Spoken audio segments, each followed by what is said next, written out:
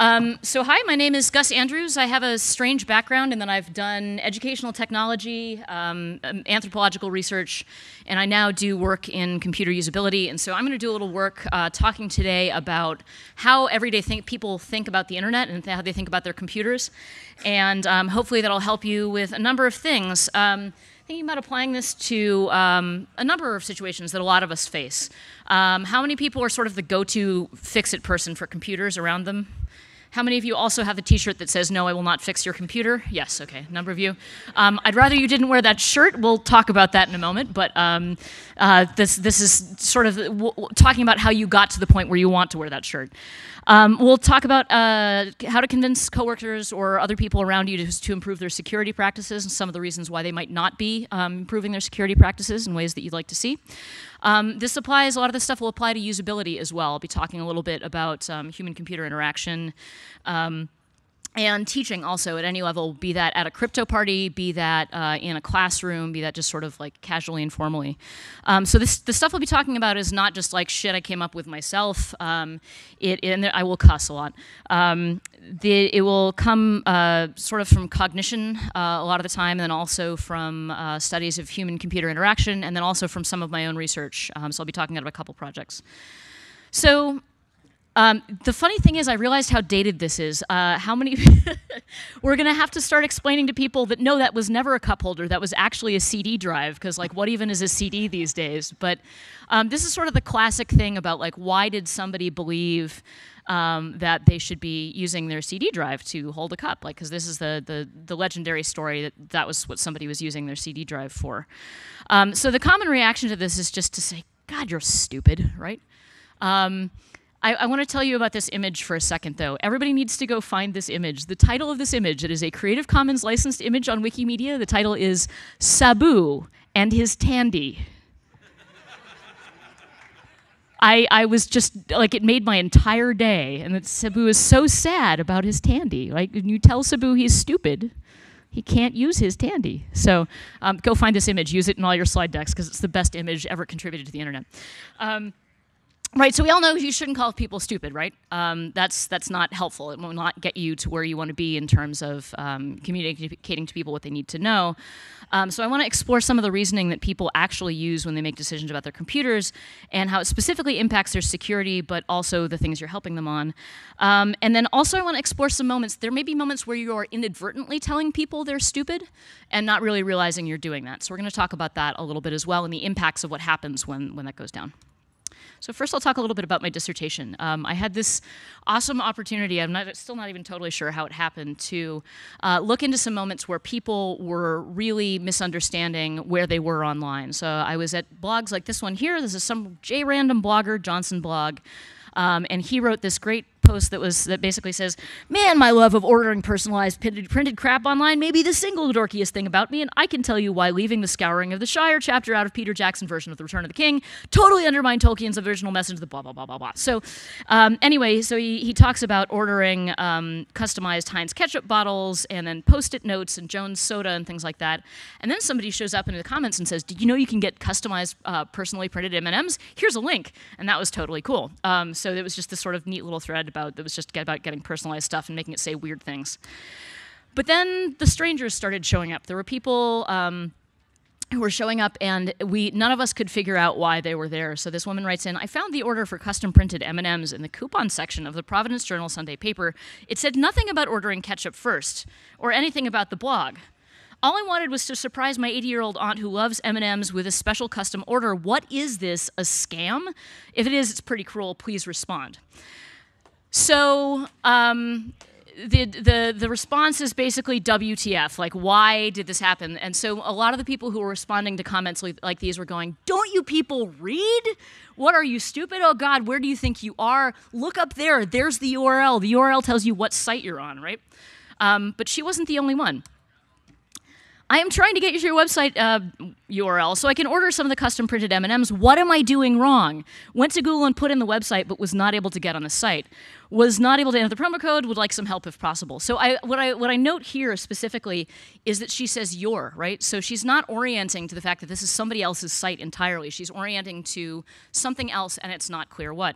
One of the things I noted, going back to the previous slide, the thing that convinced me that these people were just not reading at all, this woman found this page and she said ketchup, right? Like she's like, ketchup was somehow involved because the title was Ketchup the People, and it says Johnson blog across the top. So she read blog and she read ketchup, but there's something in her reading skills that were not quite working out for her in the modern internet context of doing reading. So what I was doing was thinking a lot about how these people were just reading in a different way, and it happened to be one at odds with the sort of powerful ways of reading the internet.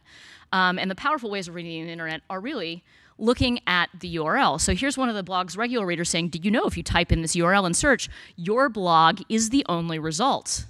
And so that is how people found their way to this blog, was that they had entered the URL probably into the search bar. And this is actually before most browsers were disambiguating, or not disambiguating between URL bar and search bar. So everybody was just putting searches into the URL bar. And so it leads directly there. So what I was sort of thinking as people were doing this is that they thought they were having a conversation. And if you go up to somebody and you say, you know, I want to talk about M&Ms, and they say, hello, ketchup and blog, you say, what the crap is going on here, right? So like, it's not, they were assuming normal rules of human conversation. This is not unreasonable. You know, they just didn't know how to read the internet as it was. And so it's just, there was something in the mismatch of what they thought about what they were doing. And what people will do in the end is they just make sense with what they have. And that's what I've been focusing on a lot this year, is just sort of how are people making sense of the internet. Does like what they just said, does that make sense to you? Like the stuff with the ketchup and the blog and the M&Ms? No, it doesn't make sense to us because we're the ones going, read the URL. The URL tells you where you are. But these people didn't even know what a URL was. I was seeing elsewhere in the study that when people were talking about links and they were talking about addresses and URLs, the people who were showing up and leaving the weird comments were never talking about, they never said anything about address. They said things like, here is my home address, which was not a good thing to divulge, but they were doing that anyway. You know, like, here's my street address, please come and harass me. And then, you know, the commenters who knew what was going on in the blog were saying, look at the URL, look at the URL. So there was this big gap in the things that they were using to make sense. Google, of course, was also making its own kind of sense, and that kind of sense was really confusing people because, like the woman said, this is the only result left for that URL. M&Ms actually did have a result for that as well. The original result was there, but M&Ms had taken down that particular offer, and so all that was left was a single 1 pixel by 1 pixel white graphic. And so the page looked completely blank unless you were looking at the source code, so that was pretty magical too. But to Google, you know, Google is like, well, obviously what you want is URL for M&M ketchup blog. Yes, you have it.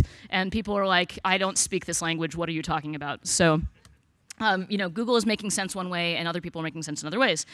And so, you know, what you have to take a look at is what people are using to reason with. Aristotle was under the impression that, and made the argument, and as many thinkers have since, I think Locke did as well, that the child when born is a tabula rasa, a blank slate.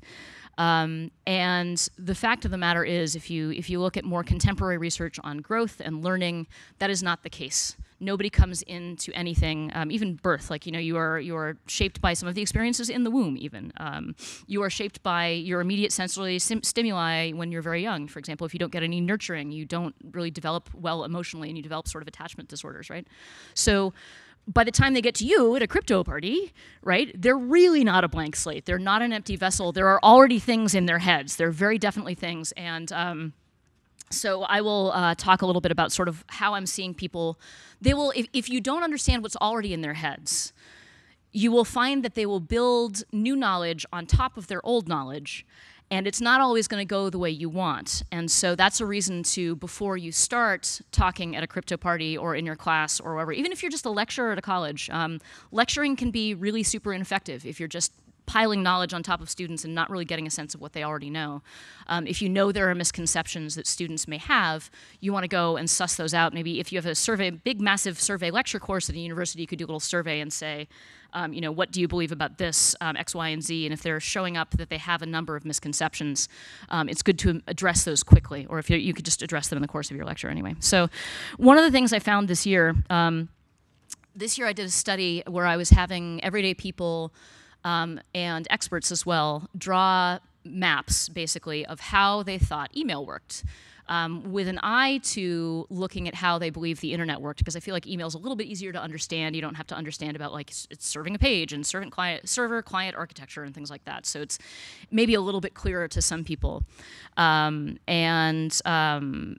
model is a term that you'll hear a lot from cognitive researchers. It basically means, the idea that people have sort of a working system model in their brain.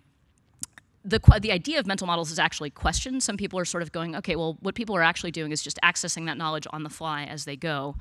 But there's enough sort of critical mass around mental models that it's at least interesting to look at these maps, and I'll show you some of those in just a moment, as an artifact to understand what people will come up with when you ask them and what they'll sort of put together. So during the course of doing this, I did a number of interviews, a couple places. We had one site doing this in the Netherlands. We had one site doing it here in Brownsville and Harlem, the Bronx. And then we had one site in Rhode Island doing, having people draw their maps of things. And one of my respondents, while he was drawing his map, talked about ping time, which surprised me because I hadn't expected him to be that technical. He was sort of making a lot of other mistakes in a lot of ways when he was talking, or not. And when I say mistakes, he's not matched up to what an IT guy would know to do in order to make the system work for him correctly, right? So, I mean, he can be coming up with something that maybe works for him, but turns out to be sort of faulty because it doesn't match up with the actual reality that's out there. What he said was, when you open a link, it pings off a router, and then he pointed to a picture of a satellite that he'd drawn to mean router. And he says, if that link takes more than 5 seconds to load, it's encrypted. So the very interesting thing was that he had said ping at all, right? Like he knew the words ping and router. And as I talked to him further, it turned out that he'd actually taken a couple of community college courses on IT. It was sort of a basic entry-level course. And so what had happened is he'd gone from using that knowledge and he just misappropriated it. Like he just misunderstood what was going on and sort of built this concept in his mind where that was going to tell you about security. He had a number of really interesting ideas that were sort of not matched up to how the system actually worked. So my guess is that it would have to take more practice and more regular use and more correction by other people working in an environment around him for him to actually get the actual meaning of what pinging was and whether encryption actually had anything to do with loading links and things like that. So he didn't really have, he was not really clear on that, but that was because he was not a tabula rasa, like he was sort of taking and working with these things in his environment and making them work for him in a way that made sense when he was explaining things to me. So here's some of the maps. This one is, like I said, I had experts draw maps because I wanted to get sort of a baseline. And this one just kind of blew my mind. This one was this guy. I said, play like you gave people a very specific script, so everybody will give you more or less the same thing. That's how you reduce variables in this particular kind of social research. And I said, explain to me how an email message gets from you to your friend. And he started out in the upper left-hand corner by saying something on the order of, well, blah, blah, blah, blah, within this machine, and blah, blah, blah. I'm like, wait a minute, wait. You just explained to me how an email message could get from your friend to you if you were both using the same computer and using an obscure protocol that I think nobody actually uses anymore.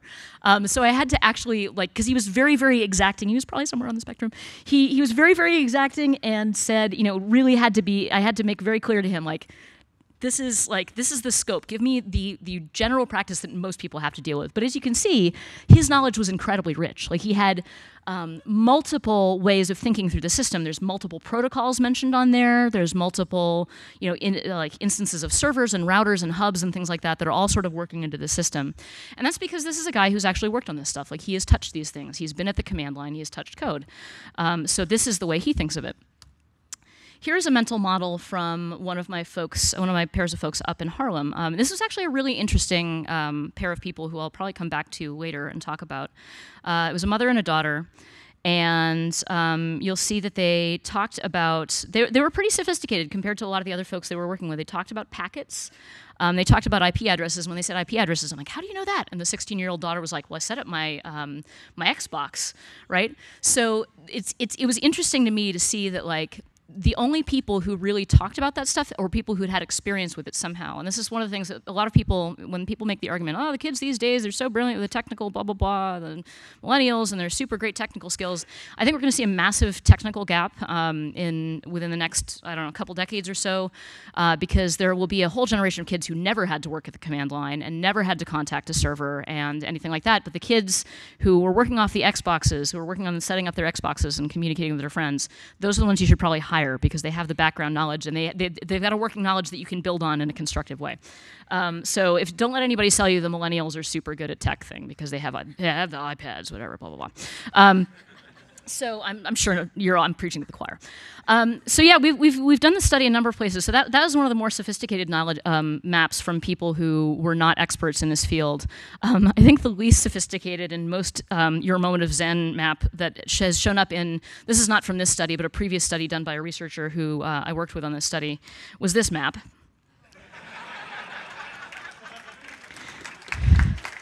Just meditate on this.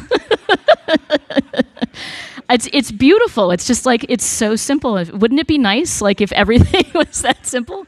How much easier would it be to protect your servers if there was no server? It was just an arrow in between. But once again, this is. I mean, what this is sometimes you get people just sort of going, I have no idea. All I know is there's a laptop and my friend's laptop, and there's something going between them, and that's all I get. We actually, one of the things we did on the study that we ran just recently was give them more scaffolding so that we prompted them, and you sort of kept going and sort of said, and what else, and what else, and that helped elicit more of their models. So.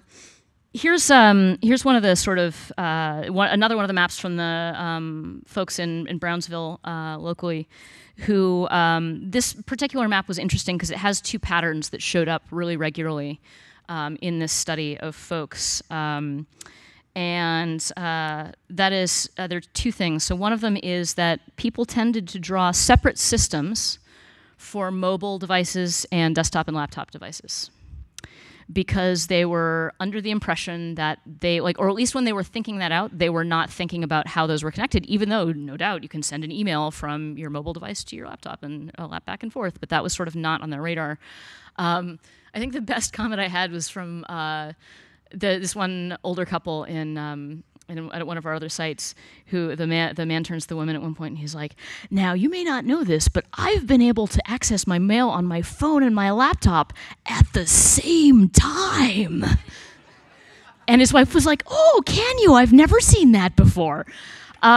So there's obviously a lot of other conceptions that are sort of not, underlying that. Like there's sort of this sense of, like, the way he talked about it, it was just like, it's magic, right? Like it was not something that, there was some sort of system underlying it.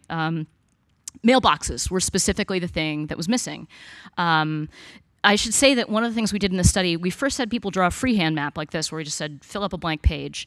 And then we gave them a little bit more scaffolding. We actually gave them icons and stickers of particular elements that were involved in sending email. And so even when we gave them the sticker that said mailbox, they used it in some unexpected ways. And I'll talk about that more in just a moment. The other really interesting pattern that kept coming up that I was kind of like weirded out by was like, when they talked about Wi-Fi or routers or things like that, this is the freehand, so they came up with a router themselves. There was sort of this faucet model where it's like the internet comes in through the Wi-Fi device, and there's no indication that communication goes back out through that same device. Where it goes is not entirely clear. Like, they clearly had a sense that it goes through, but frequently it would go around the router. It would go someplace else. So you notice that here the routers are just like, the stuff in the middle is this stuff, that's stuff going between the two computers, but the routers are just sort of there. They're bringing the internet into your house, but they're not sending anything back out again. Right? So like I was saying with mailboxes specifically, like I said, people are reasoning off of surface features. So when they thought about mailbox, what they thought was, this is the thing I click on in order to get to my mail. And I think the whole concept of mailboxes generally, like, I have multiple mailboxes. Junk is a mailbox. The reason I have mailboxes is there's one on the server and it's remote and I have to access it. And they're not thinking about, like, it can sync up because it's both on the server and it's on my device at the same time. Can anybody in the audience hazard a guess as to why any of us, who are maybe not even all that formally trained, understand that there's mailboxes on servers? Somebody just shout it out. Sorry? Because servers. I'm not hearing too clearly. My guess is that generally it's because we were around for an era when you didn't have constantly synced mail, right? Like you were aware that sometimes you would have to go back and access your mail and get it synced up. And I forget which protocol is which, POP and IMAP. POP3, right? So, and that's the one we're using now, or that's the... IMAP is what we use. Yeah. So the thing is, we remember POP3, and nobody else remembers POP3. So they don't have that to reason with. All they have to reason with is there's an icon and it's on my machine. And so of course servers were gone. There were no servers.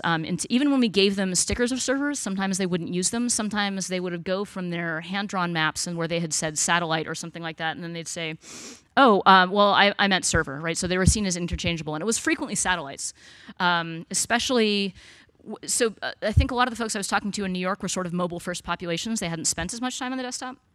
And so that was how they thought that their phone connectivity was getting to them. So that was sort of that infrastructure was all sort of hidden, basically. Like it was behind the scenes, and they didn't have that to reason with. They couldn't think about it, right?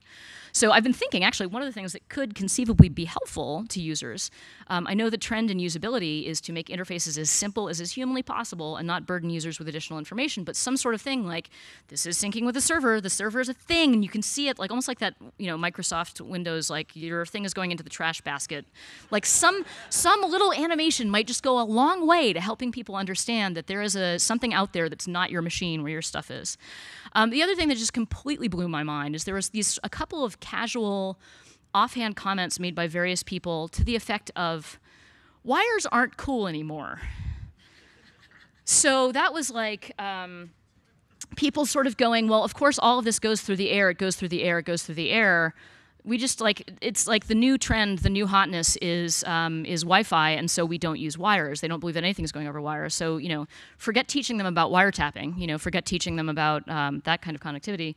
I think the best comment I had there was a couple of women I was talking to. One of them said, "Yeah, it goes through the fiber, which I think is in the air." So it's just, she's heard the word fiber and she's heard that things are in the air, and that's what she puts together. Like she has to make sense of it. So that is how she puts those things together. So going back to this map again of the mother-daughter pair, if you see the little thing that sort of looks like a colon or a tube full of marbles up to the upper left of the globe there, it was at one point she started talking about how mail wouldn't go through sometimes if you made an attachment that was too big, and the mail was being sent through as packets, and so she had some sense of like file size mattered and attachments mattered and packets were the way things went. She wasn't completely clear on the details, but this was probably the most sophisticated sense of how these things had gone. What I learned about this woman eventually is that she had done an associate's degree in computer science in 2002. She's now working on medical systems at a hospital, and so she also understood a lot about HIPAA protections and privacy and things like that. Had also been reading the news, so she's thinking a lot about Hillary Clinton's server and things like that. But she had what has sometimes been called fragile knowledge. So when she was talking about those packets, she started talking about you have to use a zip drive. You have to use who here has never heard of a zip drive? A couple millennials in the room, maybe. Zip drives have been out of date since like 2002 when she was in school, right? But of course, she's also got this to reason off of, right? This is what we give people to look at to think about a compressed file. It's all zipped up. So to her, she was conflating the two of them and still trying to make sense.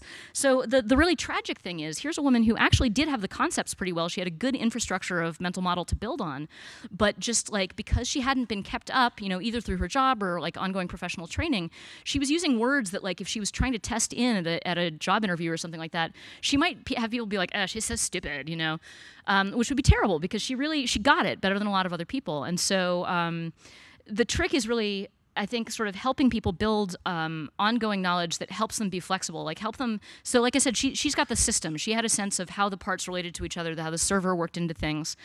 Making sure that people have some really basic things like that can help them rather than sort of going, like one of the worst ways you can possibly teach with computers, and I'm sure all of you know this, is go and click this button, and then go and click this button, and then go and click this button, and the next time Windows goes ahead and changes Word again, like they're basically screwed. They have no way to know what to do because they don't know multiple ways of doing the same thing, and they don't know why they're doing what they're doing.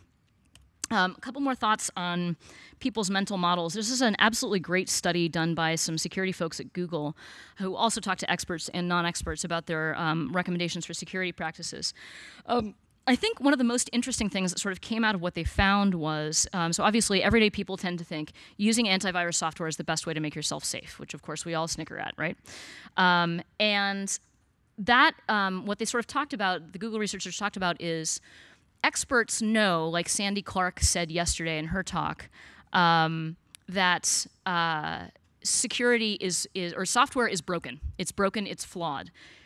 Everyday people don't realize that the problem is in the software that they're running. They think they can have an add-on thing that blocks from outside threats that are entirely external to their machines.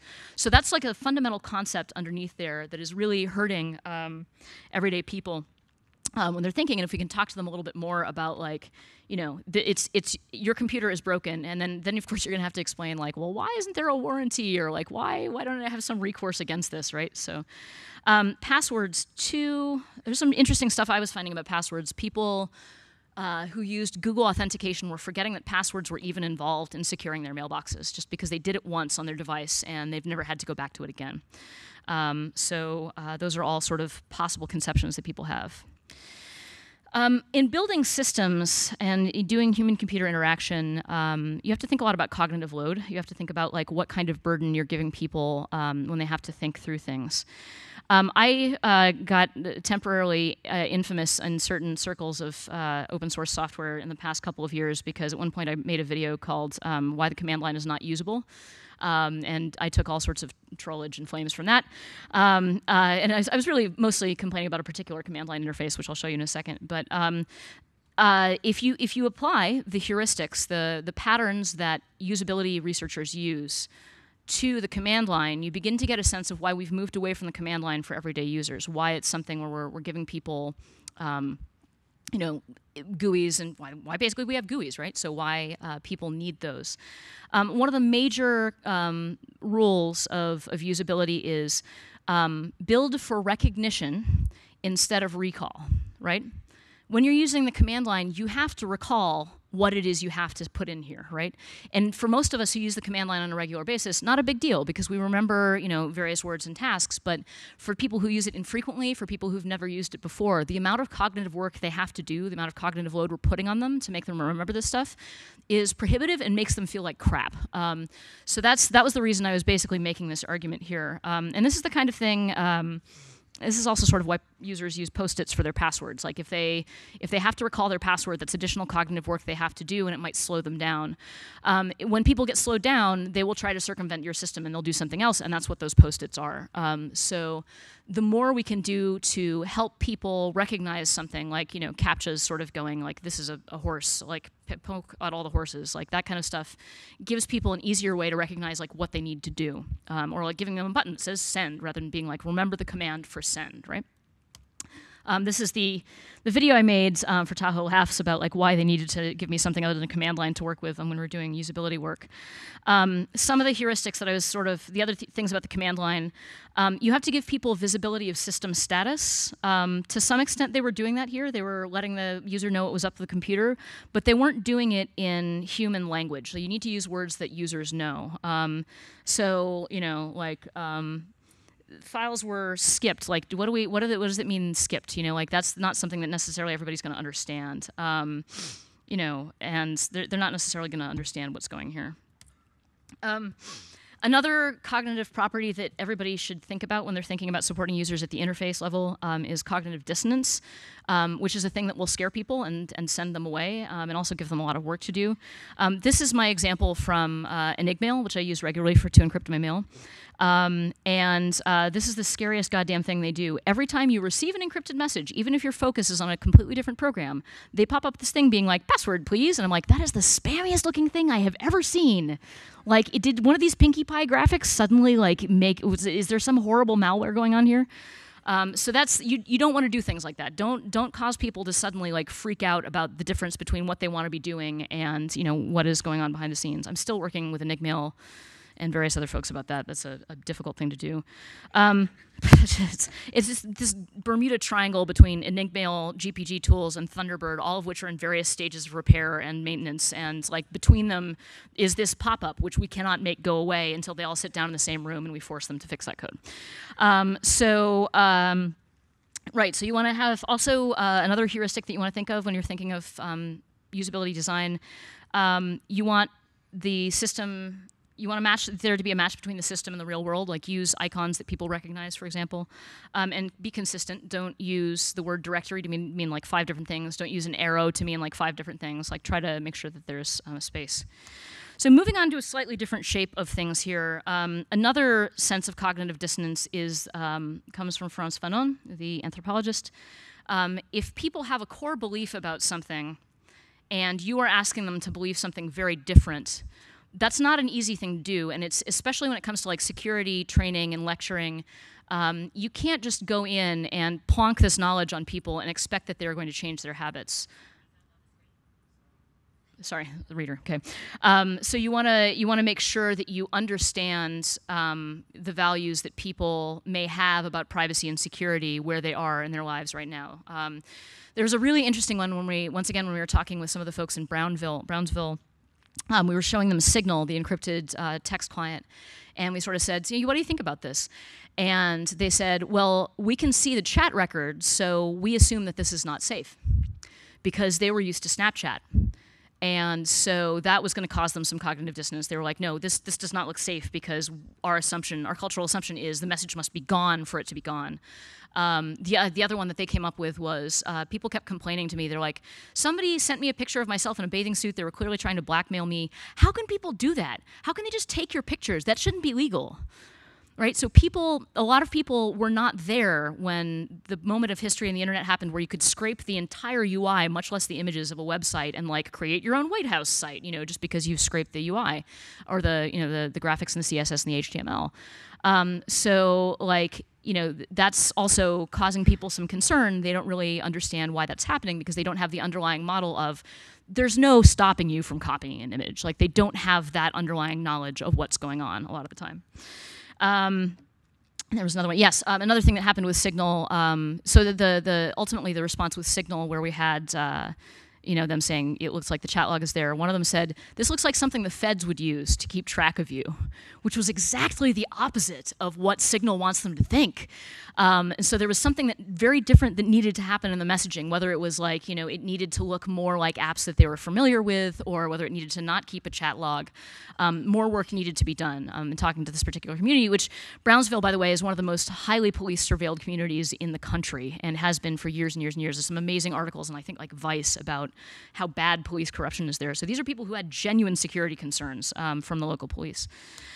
So other things that happened with mismatch of existing culture and beliefs, adoption of technology generally. This is an amazing study that Apple did back in the 80s. I think they updated it recently, where they gave computers to schools, thereby ensuring that I was a permanent customer. And destroying my image. There we go. So yeah, that was how they got us. But then they also did a lot of studies of why some teachers would continue using technology and how they would use it and how they wouldn't.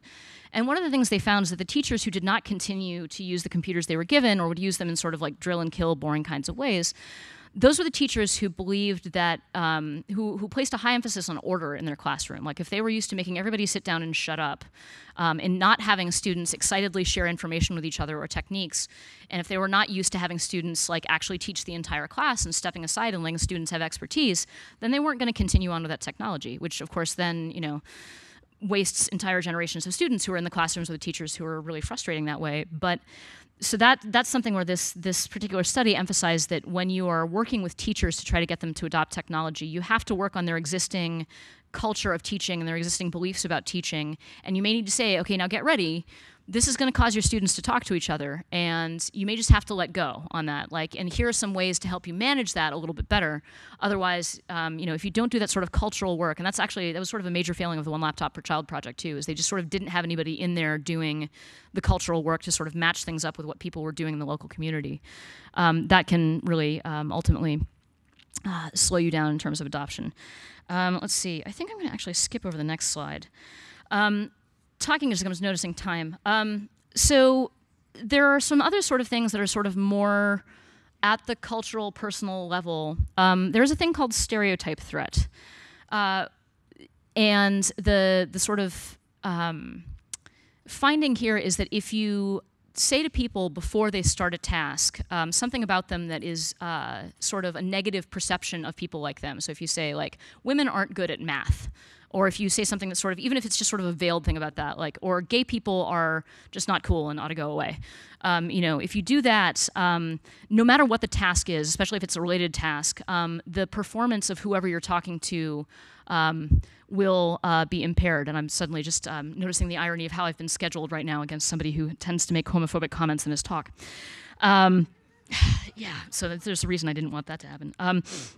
So yeah, I mean, that ultimately, people will perform less well. So frequently, if you go in and you sort of say anything about even calling attention to somebody's gender or their race when you're, you know, coming in, and that may be as simple as, you know, like, a lot of us as white people sort of come in and like, yeah, I'm going to talk like African-American vernacular English. Don't do that. Like, I do it all the time and I really shouldn't. But like that sort of foregrounding of things about some characteristic of people may cause them to have a harder time working with you to learn something right after that. So yeah, so stereotype threat is what happens when, you know, you present somebody with a stereotype, and that sort of lessens their performance. This may also contribute to learned helplessness. Some early cognitive studies, the animal-based ones, this is the perfect picture. It's like, no, help. So if you're consistently going to somebody in your family and you're like, why don't they get it? I've told them this 100 million times. Learned helplessness might be part of it. The initial cognitive finding was that when you give animals shocks, I always hate seeing studies like that, but if you give animals shocks and don't give them a way out of it, even when you eventually give them a way out of it, they may ultimately decide there's nothing they can do, and you will actually have to physically put them up and pick them up and take them away from the shocks in order to get them to do things. And this is also something that's been, there's research that's sort of built on this into thinking about human characteristics and culture. And there was one quote that I found on Wikipedia that was amazing. It was, helplessness born in the face of inescapable prejudice matches the helplessness born in the face of inescapable shocks. So just like if you shock a dog and you know, don't let it get out of that situation, if you tell somebody over and over again, you know, you are worthless, you will never achieve anything, and if they face racial prejudice or gender prejudice, they will just eventually decide, like, okay, there's nothing I can do, right? So that's sort of at a cultural level, that's stuff that you really want to make sure that you're not doing. You're not finding any way of doing that. And then also, I think that happens a lot with technology as well. Like, too, if the technology just continues to break and people don't understand why it's happening, they may just go like, I have no idea. And that may be why we're seeing this really terrifying statistic that just came out from some analysis of census data recently. And this is, I think, sort of a post-Snowden kind of learned helplessness. 40% of Americans now report that they have reduced the amount of commercial activity they're involved in online. They're buying less, or they are watching what they say online. And that's pretty terrifying. Like, that's what we call a chilling effect. You know, people have just had their identity stolen and had their accounts locked and have been kicked out of them, and they've, you know, heard. I mean, like, one of the things I was really hearing in my study is that people were just saying over and over, like, there's nothing we can do, right? Like, everybody has access to everything. Like, everybody has access to everything is kind of a phrase that I heard all the time. Like, they don't have the models of the US government can do this, my local police force can do this, the Chinese government can do this, and Google can do this, and my angry ex-boyfriend can do this, right? So like they're just sort of taking that as like, this is a bunch of shocks, there's nothing I can do, and they're going full kitten, right? So, you know, it's just cute but terrifying and sad. So feel bad for kitten and the 40% of Americans who are now kittening out that way. I think this also has sort of a corollary in media studies. There's this idea of mean world syndrome, where if you watch a lot of TV about how violent your neighborhood is, or if you watch a lot of violent TV generally, or a lot of sort of stuff about crime, but specifically local news especially, you will just believe that the world around you is super dangerous. And I think we're actually seeing that play out in the political campaigns right now. this sort of sense of appealing to people's mean world syndrome. They're like, you've heard that everything's dangerous, right? You've heard that on the news. It's the news. How could it be wrong? Not paying attention, of course, to the fact that, TV news has to compete with entertainment. So, of course, they're going to, whatever bleeds, leads, and they're just going to run with that stuff. So I think it's similar, with when we're reporting on cybercrime, when we're doing all these super scary stories about tech in the media. And people were definitely referring to that. They're like, I learned this thing on CSI Miami. I saw this thing on the local news, whatever. So they're picking up things from the media, and that's part of what's forming their mental model, and that is contributing to this 40% of people who want to stop. So, terrifying stuff, what can you do? Obviously, don't tell people they're stupid. This may include things like, be careful if you're sighing. Be careful if you're rolling your eyes. Be careful if you're just slumped like, nah. You gotta watch yourself. You've got to be very composed and just like don't give off any signs if you can that you're really frustrated with a person. I know it's hard, but like because they may interpret it as like, oh God, they think I'm stupid and I can't learn anything, right? So that's when they may just turn off.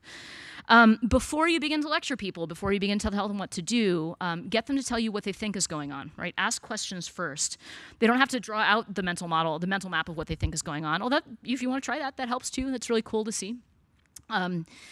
Just have them explain it to you one way or another, and then if you see any misconceptions, that's the moment to be like, oh, okay, well, the thing I need to think about when I'm telling them things, you don't have to interrupt them, but like when you start talking to them, you can say, okay, so you thought that, your mailbox was just on your computer, but did you know the reason why it's so magical and you can access your phone and your computer at the same time is because there's a mailbox on both machines, right? So don't over-explain either, like just give them sufficient stuff. Like don't be like that guy who was like, and then there's this protocol where you can send things to yourself on your own computer. Like don't do that. Please don't do that. Like just keep it relevant and salient and necessary.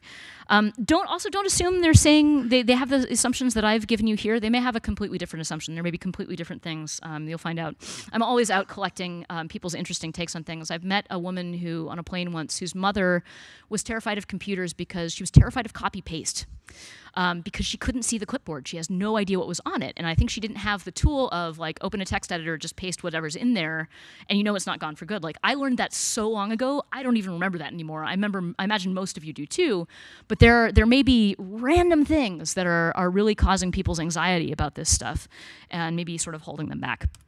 When it comes to stereotype threat, encourage people to think of their strengths beforehand. Like if you know that they're good at math, or that they're really good at, if they're really careful with their privacy in other things, like if they're thinking about their diary, or something like that. Like just say, hey, you did really well on that. Let me show you a couple of other tricks, that you can do.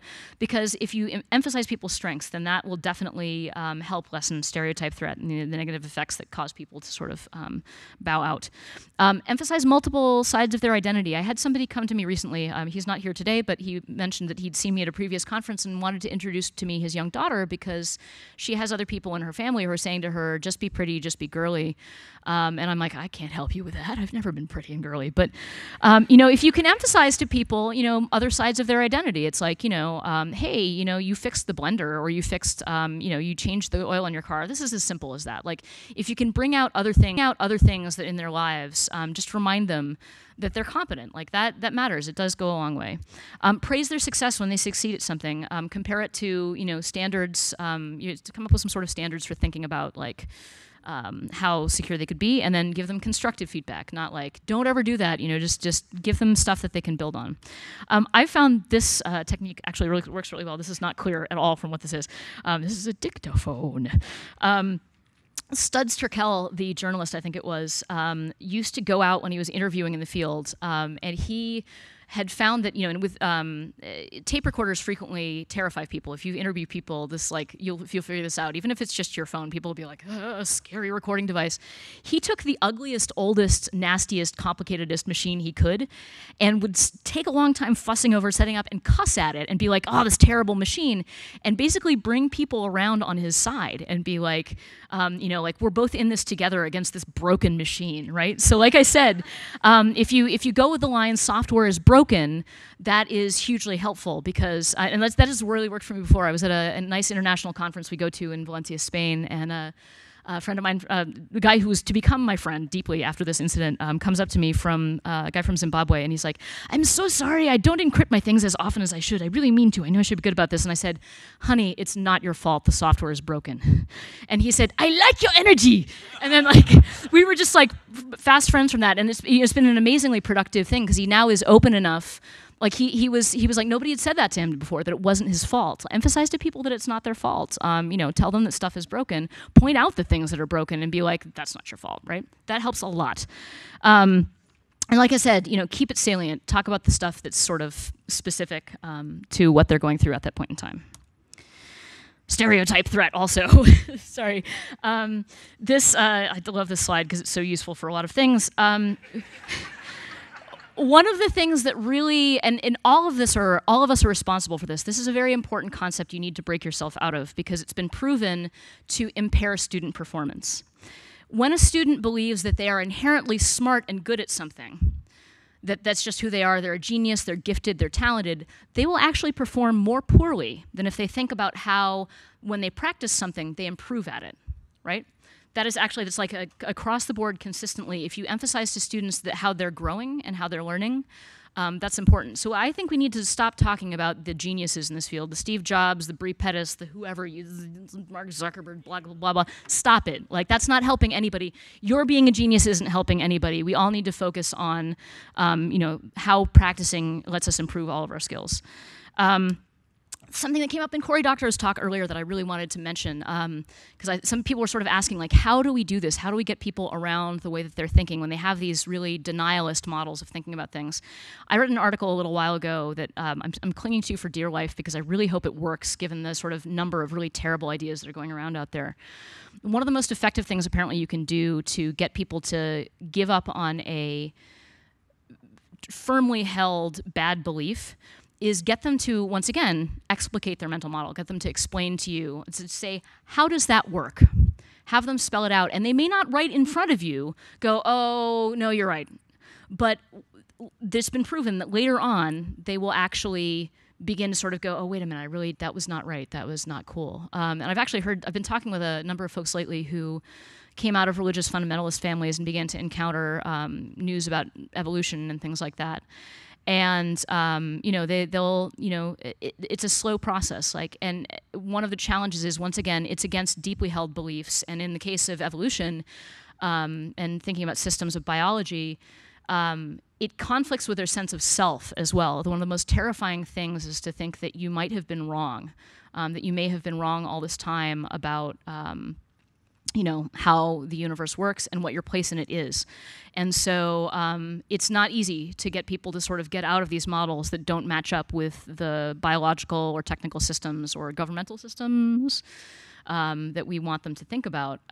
But it just takes, beginning to make a couple cracks in that wall and then giving them space and supporting them in thinking about themselves in other ways, like beginning to think of themselves as different kinds of people. So, excellent. I think I actually came out of this with time for questions, although not too many. Here's my information. There's Sabu and his Tandy again, because he's just the best. Wait, and a special surprise. I also make a show called The Media Show. I'm going to pop out of this right now. We are just now putting up an episode. I'm going to make it happen, make it go live, make it go live. Oh, come on. Where's the button? Unlisted. There we go. Public. Save, publish. Brand new episode of The Media Show out as of exactly right now about how hackers find your passwords. If you've been enjoying Hope and feel like you're learning a lot, did it not show up over there? I'm so sorry. To show you the special install in a second. No, focus on this window. Boo. Okay, sorry. It's now live. I've just put up the video. It's a simple way of sort of taking some of the messages from Hope about the fact that, generally it's more often social engineering and more often non-technical attacks that are the ways that people find your passwords. The whole episode is about that. So go to youtube.com/themediashow. And that's up there. You can also find me at these other places. The Medium link is actually my usability work. I've published a lot of open source goodies there that you can use on your software project. And if you have any questions, please come up to the microphone that's right there. Thank you very much for being here in the time when there's a big other speech going on. I'm always super amazed at how many people, how do so many people show up for my talk? I'm just jawing about some shit. Okay. Yes, question. So what do you do when people don't want to engage, or the degree to which they engage progressively gets less. Like when they say, I have this problem, fix it, and you say, okay, I'll teach you how. No, I don't have time for that, fix it. Or when they start swearing and saying how much they hate it because they've forgotten their password. And they know the issues that they've forgotten their password. Or they... Passwords are hard. Like, acknowledge for them that passwords are hard. Like, human memory is, especially when we have to remember so many of them and we're not supposed to reuse them. So, like, I would say, acknowledge that. Like, no, and support that. They have a set of known passwords. It's just they don't want to bother going through them. And well, you know, you can remind them, you know, distributed cognition is a thing. If they have a list and they're written down, be like, hey, just go check your list. You know, there is a password safe, I believe. What is it, 1Pass? Is that the one that's 1Password? Last password? Yeah, I've tried setting them up on LastPass. Yeah, I mean, that's if they're not going for that. I mean, one of the things sometimes is maybe you just have to back away. You have to be like, I'm going to give you space to deal with this. If they really don't have time, they really don't have time. You know, and you can acknowledge that. But then once again, like, you know, emphasize other things that they've done successfully. Try to see if there's other things that they use to remind themselves, right, about things regularly. If they're not using the password frequently, then, you know, that's part of the thing. Like, if you can suggest to them, like, maybe you want to practice this. Like, maybe instead of having autosave password, maybe for a while just leave it so you have to type it in and then you'll remember it. Like, it may come back to you a little bit more easily. So, yep. Thank you. Thank you. Yes. Hi. So you talked a lot about how to communicate with the people on the other side, the people who are not technical, and I want to kind of turn it 180 degrees because when you were doing all these examples of people's mental models, and you were telling us, okay, they're not stupid, they are like acting on all those assumptions, but you know, we all kind of we groaned at it, we kind of snickered at it, we're like, and it's as professionals, as IT professionals, it is our job to not do that. But on the other hand, we all have all those anecdotes and all those stories that we tell each other. So what would you tell, how should we change, or how should we acknowledge that we have the tendency to, you know, have this them versus us game here? Sure. I think one of the things I can think of is for my dissertation, one of the things I really had to do was come around from being like, what is wrong here? To being like, aren't people fascinating? Like, I'm really coming to see, like, it's just, I love watching things break. And so I just think it's just like, isn't this marvelous? And then try to figure out, like, rather than just laughing at it, try to find the sense in it, I think is really the thing. And that definitely takes some work. And sometimes, you know, it's just like bad habits. Like, there was a guy at the UN who was breaking the shared server by taking the entire folder off the server every time he needed one document and then copying it back to another place on the server. I was like, sir, you are the problem. God. But he wasn't the only problem. Actually, the IT guy was also giving people a lot of trouble. So that I think is part of it, is just sort of finding the truth in it. I had another thought, but I've forgotten it. So, but thank you. Yes. Hello. Hello. Thank you for your talk. For those of us who do technology education, like as part of our job, can you recommend any good books on like pedagogy or like ways to think about it that might help us? That's a yes. Let's see. To way to think about pedagogy. I mean, like anything that's coming out of MIT. To be honest, like generally MIT has a lot of really good old stuff. You know, going back to Seymour Papert's, the Apple Classrooms of Tomorrow study was sort of good at a lot of levels, but that was sort of high level. Unfortunately, I don't know of as many as I'd like. I've sort of moved away from my education stuff specifically. Anybody in the audience have one or two to call out? Good books on tech pedagogy? I think they haven't been written. It's possible that we should write them. I've actually been working on a project. One of the things I wanted to do with the Mental Models Project was to try to encourage education policy to stop being like, push this button here in Microsoft, or kids need to learn to copy and paste, and be like, okay, we need to teach them some really basic things about network architecture, because if we don't do that, possibly in civics class, maybe, because then we could talk about digital rights, or you could do it in coding class, and then maybe when kids make code, they could actually put it up where people could use it. Or you could do it with, you know, your media literacy or your English class, your language arts class, and say, like, it's important to learn a URL, because here's what a URL can tell me about how somebody owns something. So hopefully I will write that up and then we can move on that. And that reminds me also, Mozilla had a bunch of digital literacy standards that I helped contribute to a little while ago. Those are worth looking up as well, because I think we came up with a document that was really nice and would be worth holding more educators to. Cool. So thank you. Thank you. How am I on time, Avi? Done? Thank you very much for coming.